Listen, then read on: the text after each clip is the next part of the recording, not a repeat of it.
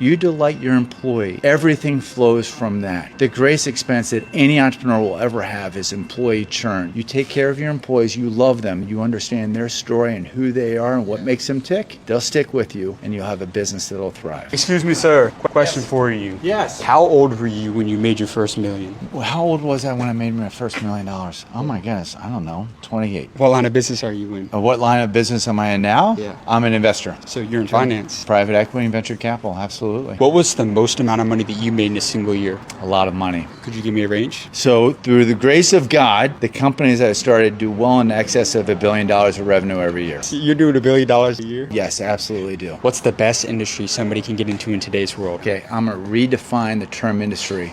Africa. Look, here's the story. Follow me on this. 9 of the 20 fastest growing economies in the world are going to be in Africa in 2025. Everybody's overlooking it. Only 0.5% of the world's private equity and venture capital is going into Africa, despite the fact that it's going to be the only continent with a growing population. A marketplace is all about consumers and producers. Africa, as an industry, is the most overlooked investment opportunity for entrepreneurs and investors right now in 2025. Now, let me ask you this. Yeah, bring What it. was your secret to scaling to $1 billion company? I got to know the guys at Chick-fil-A really well. So when you buy a chicken sandwich, you say thank you, they say it's my pleasure, and they mean it. I'm like, how do you do that? How do you train that? You delight your employee. Everything flows from that. You take care of your employees, they take care of your customer. 100%. The greatest expense that any entrepreneur will ever have is employee churn. You take care of your employees, you love them, you understand their story and who they are and what makes them tick, they'll stick with you and you'll have a business that'll thrive. What is the best financial advice that you ever received? It's not mine.